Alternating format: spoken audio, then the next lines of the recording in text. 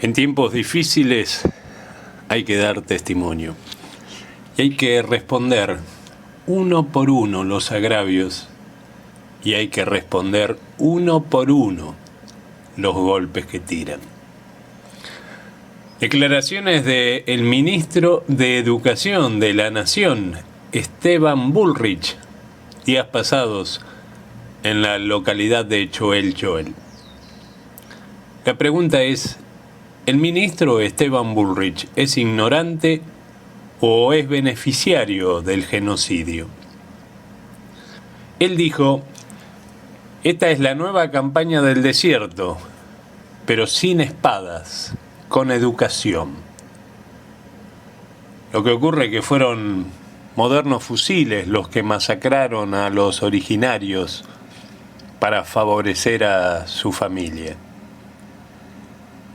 Estas palabras fueron pronunciadas en la localidad de Choel Choel, la misma en la cual hace 137 años, como conmemora el oligárquico diario La Nación, donde curas y milicos genocidas celebraban la masacre contra los pueblos originarios y el robo de tierra que beneficiaría a un puñado de ricas familias. Entre ellas, claro, la del actual ministro de Educación y Deportes, Esteban Bullrich, y también, entre otros, a la del jefe de gabinete Marcos Peña. Es difícil pensar que el ministro sea ignorante en este tema y que desconociera los pormenores de la masacre que le aseguró la cuna de oro en la cual supo mecerse. Él mismo hace pocos días declaró ser un admirador del presidente Julio Argentino Roca.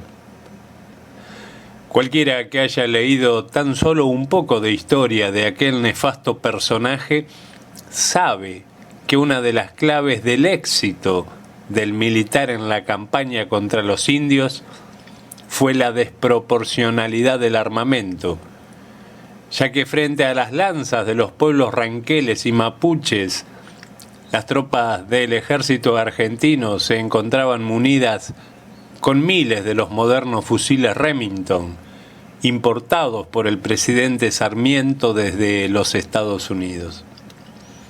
De hecho, por esta razón, posteriormente se bautizó a este rifle como Remington Patria.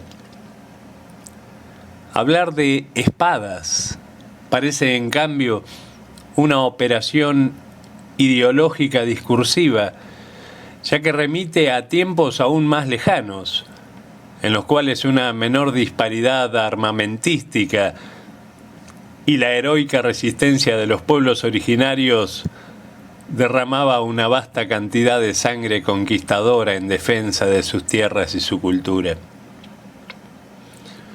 No fue el caso de la conquista militar a la cual se refiere el ministro, cuyo saldo fue de miles de habitantes masacrados, otros tantos reducidos a la servidumbre, así como mujeres a la prostitución o niños separados de sus familias.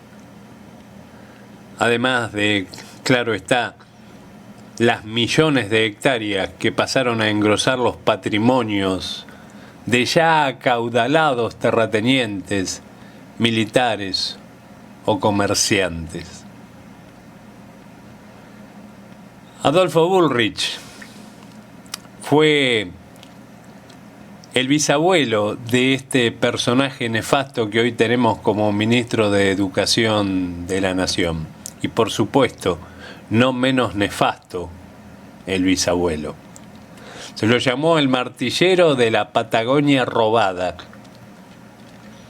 En lo que hoy se conoce como el Patio Bullrich de la ciudad de Buenos Aires, allí funcionaba desde 1867 la casa de remates Adolfo Bullrich y compañía, en la cual el bisabuelo del ministro subastó gran parte del infausto botín de guerra conquistado a fuerza de esas balas recientemente importadas. Todo un negocio. Quizás sea por estos amables servicios prestados que Julio Argentino Roca lo nombró posteriormente como intendente de la ciudad de Buenos Aires durante su segunda presidencia.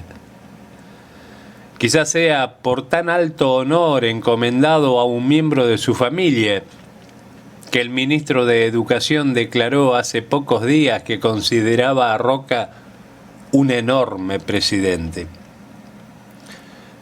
Quizás sea por su origen de familia patricia y propiamente beneficiada, que el ministro de Educación considere en términos positivos la terrible, entre comillas, campaña del desierto.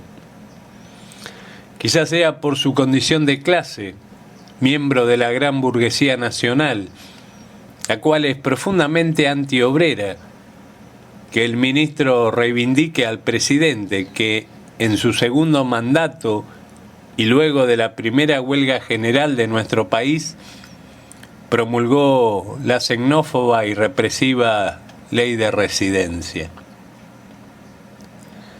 El actual ministro de Educación, Esteban Bullrich, no es ignorante y claro que fue beneficiario de ese genocidio. Para Radio de Base, para el programa Pensamiento Crítico, vamos a devolver golpe por golpe.